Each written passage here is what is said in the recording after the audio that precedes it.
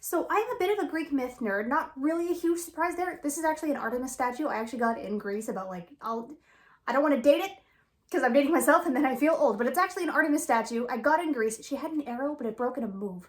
So you can't really tell. She's still, it's still there. But along with like Percy Jackson, right? I love a good grittier take on some of the retellings. Side note, I loved Netflix's Chaos show with like Jeff Goldblum as Zeus. Weirdest casting, but it like pulls it off. It's great. The whole show was really cool.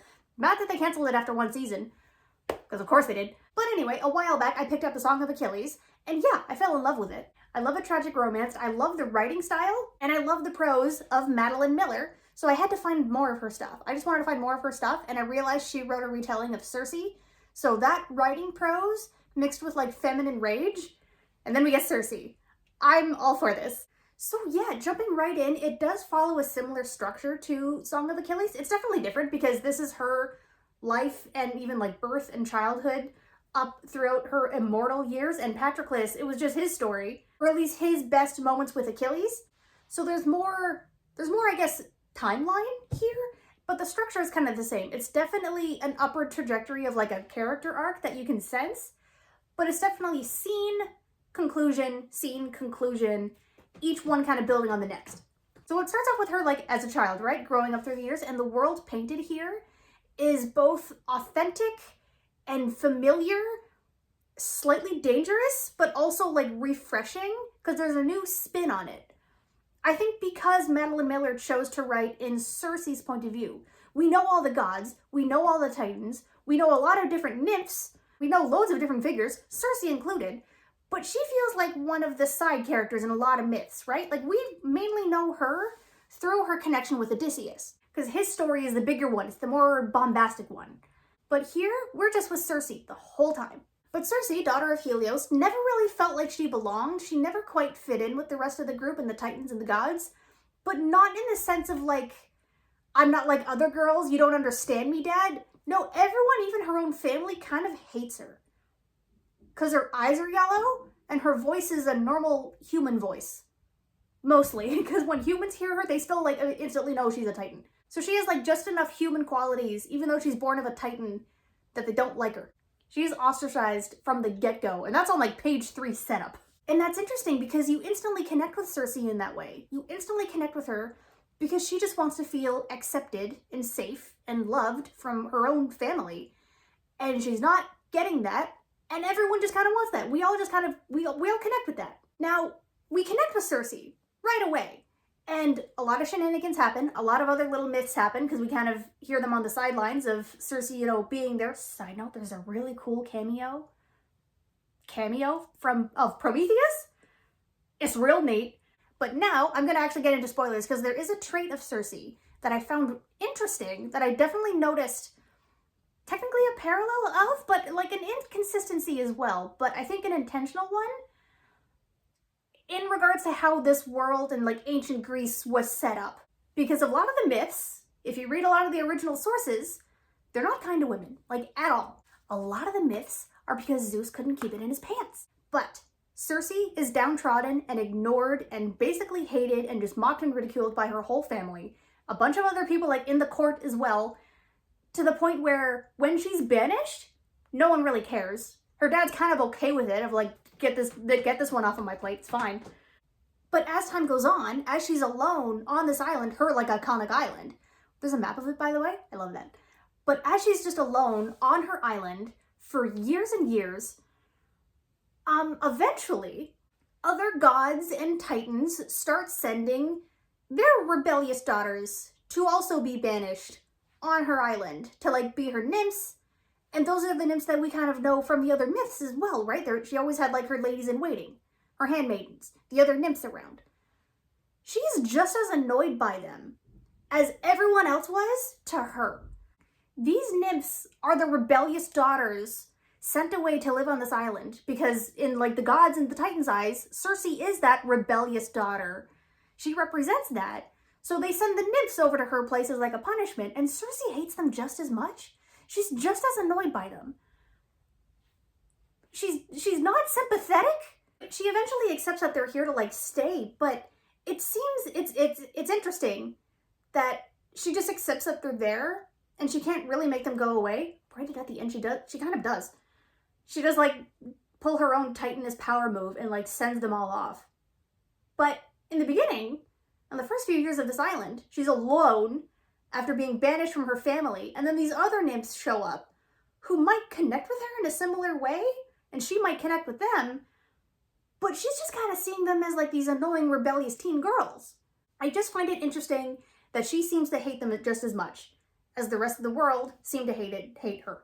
Now, the other mythological figures, too, that we meet, I think I mentioned that there's, like, a court going on. All of the other mythological figures, the gods, and especially the Titans, they're all kind of represented as this, like, high and mighty, flighty, very gossipy court. And there's, like, other than Circe, there's, like, 2.5 people who are decent. The half one is a guy who's initially, like, nice to her, but then kind of ends up as a dick anyway. And these nymphs, these girls, they're from the same world. They're just as affected by it as she was. And she hates them too. And I will admit, they also don't try to change. That they're a part of that world, but they're also, like, just as gossipy and just as flighty. They don't try to change. So, out of all of the immortal figures that we meet, keyword there is immortal, out of all of the immortal figures that we meet, Circe and, like, Prometheus are the only decent ones we meet. Out of everybody? I mean, I will admit, with, like, how the originals are, like, depicted in the OG myths, I can see it, but, like, and you know what? I will also imagine that, like, maybe Hestia is a good person. Circe never got around to talk to Hestia. That could have been a good conversation, but that's, in her world, everyone just kind of sucks. Except her. Except Circe. She's the only decent one, I guess. Now, the key word there that I stressed was, like, that's all the immortal figures that we meet, right? All of the immortal figures that we have met suck so far. Well, she also meets mortals. She meets regular humans. The main ones being, actually, a side note, she does also meet Medea, which is also a fun, like, family connection, and Medea is one of my favorites. That was just neat. But she meets Daedalus, Odysseus, obviously, we know that myth. Also, as the story goes on, like I said, spoilers and everything earlier, but also Telemachus and Penelope. I don't know enough of the myths to know that if they actually, like, met in real life or whatever, but in this retelling anyway, around the end, she does meet Telemachus and Penelope. And while all of the immortals have sucked, Titans, gods, not so great, almost every single mortal she's met, just a normal person, every single mortal that she's met, she's respected. She's respected them a bit more. Mostly. There are some scenes on her island that spark up some other motivations within her, which start to lead to, you know, turning men into pigs. That's a bit of a thing.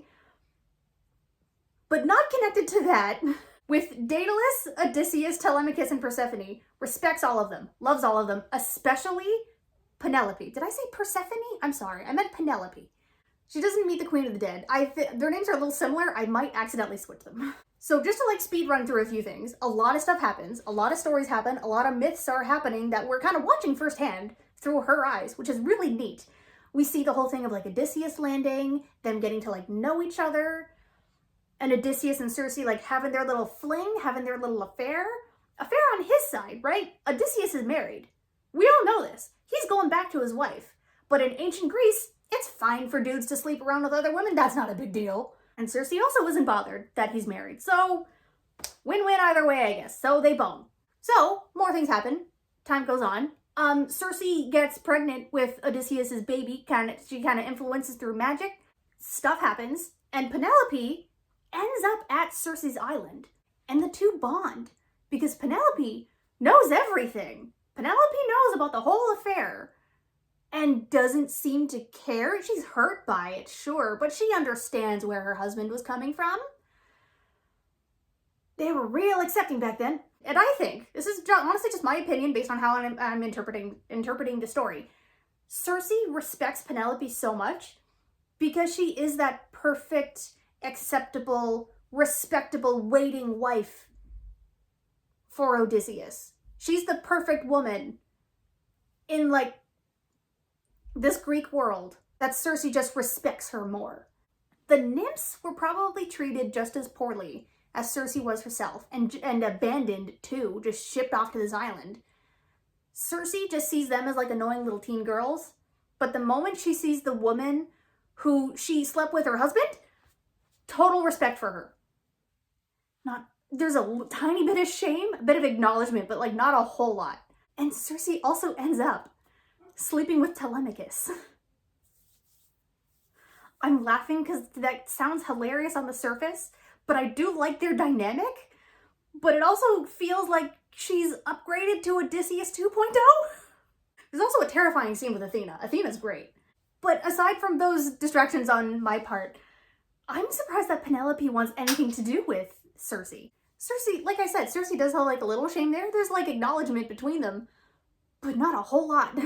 Now, speaking of like shame as an overall arcing theme, that is like the main core of the story, I think. Touching on a lot of other points that are happening within the story is around shame, is around mistakes that we've made in the past, even at like in our like younger years, that we can't really make up for, that we unintentionally burn some bridges. Because for Circe, that's with the other nymph, Scylla. You know, Scylla, the monster with the 6 heads? Yes, Circe made her that way. And she feels awful about it. Like, the moment it happens, she realizes, oh, this was a bad idea. And, like, she didn't intend for Scylla to become, like, a monster like that. She just wanted to, like, reveal her true form. I'm sorry, I have listened to the Epic Saga. I love it. I'm just realizing the parallel in his lyric there. Anyway, Circe realizes how bad things have actually gotten with Scylla through, like, Daedalus. Daedalus tells her everything that's happening, the whole, like, 6 heads and how she's eating people. And Circe does try to fix it, with also, like, Telemachus' help later on. And she kind of can't. Her powers aren't strong enough, her potions aren't strong enough, and she can't fix it. She can't turn Scylla back to normal. She feels awful about this, but she also has to acknowledge that now she can't change it. She fucked up, but she can't fix it. She feels awful at what she's done and what she's condemned future sailors to. So all of that woven in with the elements of like self-love and self-care do lead to a pretty good like self-forgiveness arc. But she has led a lot of sailors to their death accidentally. There's a small addition that all of that too, all of the self-forgiveness, all the self-love, that also leads to her wanting to choose a better life going forward with Telemachus, and it's so sweet. I love a sad romance. I did get roped in, okay? As much as I am slightly judging her, as much as I am silently judging her, kind of because Penelope won't, I am happy for her. And you know, honestly, writing these thoughts out, writing my notes out, I'm realizing really how complicated Circe is as a character. And I like her. She's a wonderful character to get to know, but you can definitely tell that everything is painted in her favor. Even the love affairs and accidental murder. But it ends on a nice note. It does. It ends on a nice note. Anyway, I'll say those are like my main thoughts that really like stuck with me about this book. And I do want to mention, if you want to read it yourself, please do. It's great. But I do just want to mention a couple of trigger warnings in regards to SA and body horror childbirth scenes. That might not bother a whole lot of people, but it was squeamish for me. So yeah, those are my thoughts on Circe. I definitely want to look up more of Madeline Miller stuff, because I want to see what other myths she's like retold. But yeah, feel free to like and subscribe. I'm gonna go do some research and probably listen to the Epic Saga again.